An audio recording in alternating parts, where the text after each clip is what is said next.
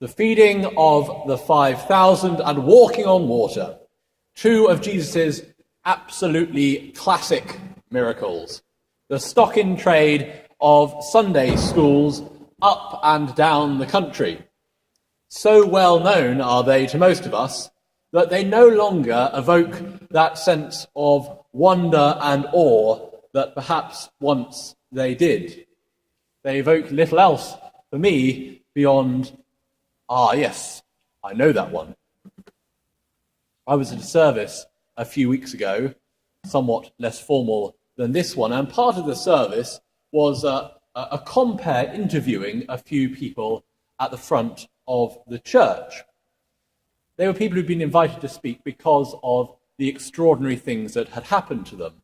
And the first person started telling us about the way that she had faced persecution in her country for her Christian faith, how people had died, but they were yet unwilling to renounce their faith. And just as she was getting to the meaty bit, the compere took the microphone back, turned to us and said, "Isn't that amazing? Isn't that amazing?" And it was, but we were just getting to the good bit. And then she gave the microphone to the next person, and the next person started telling us about how they'd been supporting their father after he'd been going through a life-changing experience. And just as we got to the good bit, the compere took the microphone away again and said, "Isn't that amazing to us? Isn't that amazing?" And the more we were told to be amazed by what we heard, the less amazing the whole thing felt. And that leaves me in a rather awkward position this evening, because I suspect that you, like me, don't feel as amazed as you ought when you hear the story of the feeding of 5,000 and of Jesus walking on the water. But I don't want to be like that compere, just telling you to somehow conjure out of nowhere feelings of awe, wonder, and amazement in yourself at what you heard.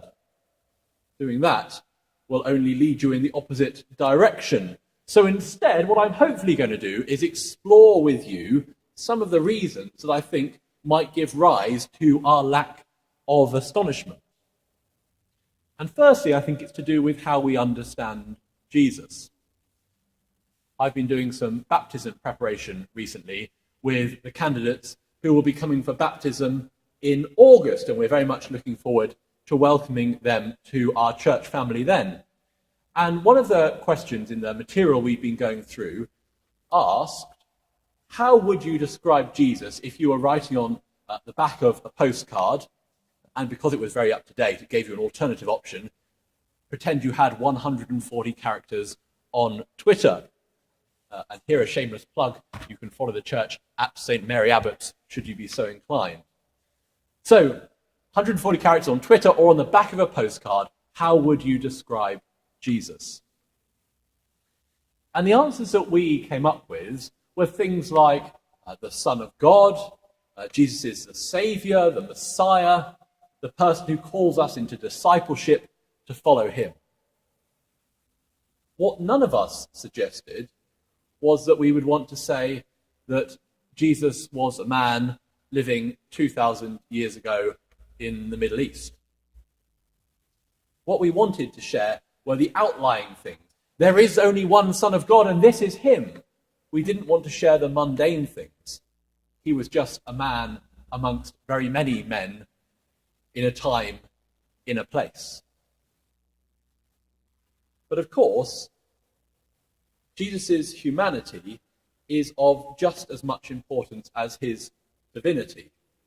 Our central doctrinal claim as Christians is that Jesus was wholly human and wholly God. And yes, it matters that Jesus is God, but it matters just as much that he's human. Fully human in all the plainness and normalness of our own humanity. Yes, and fully God in all of the majesty and splendor and grandeur of God, but human too. And when we forget his humanity, I think we lose our wonder at just what a human did. Miracles and impossible acts, after all, are precisely the sort of thing that we feel it should be no problem for God to do at all. But they're not the sort of thing that we expect people to do. If we think of Jesus as purely divine, then it's no surprise how he acts. But if we recapture Jesus' humanity, then perhaps that's one way to rekindle our amazement. The second way, I think, is to comprehend the significance of Jesus' miracle within his context. In the modern world that most of us live in, only a tiny minority of people are involved in primary agriculture. Here in the UK, we use 69% of our land for agriculture and just 1.5% of our workforce. In fact, calories are so cheap and plentiful that I pay for the privilege of being part of a gym where I can spend time getting rid of them. In first century Palestine, 90% of people were involved in agriculture. Even the potter or the smith had a family field, or if they were rich, some animals. And only the very, very rich, a tiny minority strata in society, didn't work the soil or keep flocks. And the promised land that the Israelites received, if any of you have been there, you will know that despite the fact that they call it flowing with milk and honey, it's nothing of the lush green wetness of England. It's a hard land to work. It's exhausting to keep it fertile and to ensure a good harvest. Except for a few plains and valley floors, the land is rough and mountainous. And so if you want to farm it, the first thing you have to do is terrace it. That means gathering up by hand all of the rocks and large stones, removing them from the uphill side, making a wall on the downhill side to retain the soil and the moisture. And then you have to plough it. If you're rich enough to have animals, then maybe you can afford a plough as well, attach it to them. But most fields were ploughed by hand. Then you scatter your grain in November, December. You plough it again to bury it. And then for the coming months, you make trip after trip to the river, to the well, in order to make sure it's watered. Then comes harvest time.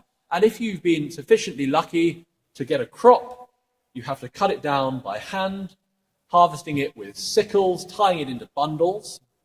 And then you have to thresh the whole lot of it, spread it out on a prepared earthen floor, and with sticks, beat it and beat it to separate the stalks from the grain. And then once you've done with that, you come to winnowing, throwing the whole lot up in the air, tossing all that remains from the threshing in order to allow the wind to blow the chaff away from the grain. And at the end of that, you end up with the basic product you can make your bread with. And what this man Jesus did was feed people without any of that bother. And so astounded were those who were present that they were ready to crown him king even by force, if necessary. For the teachers among you, it would be as if someone came into your reception class the day the 4-year-olds started school and gave each one of them a pill and told you, don't worry about bothering to teach them or to even have them come to school for the next 14 years, just bring them back for their A-levels and they'll all get straight A's. For the housekeepers among you, it would be as if someone said that they'd managed to teach crockery how to wash itself and carpets how to vacuum themselves. What Jesus was offering was more than just a full stomach on this one day. What he was offering was freedom, the potential of freedom from the daily hardship of agricultural labour, freedom from the ever-present fear of famine. And I know that it's hard to just kindle amazement out of nowhere. It's hard when we've become so hardened to these stories, when they're so far outside our context. But please do try. Because surely, friends, you've got to agree. Isn't that amazing? Amen.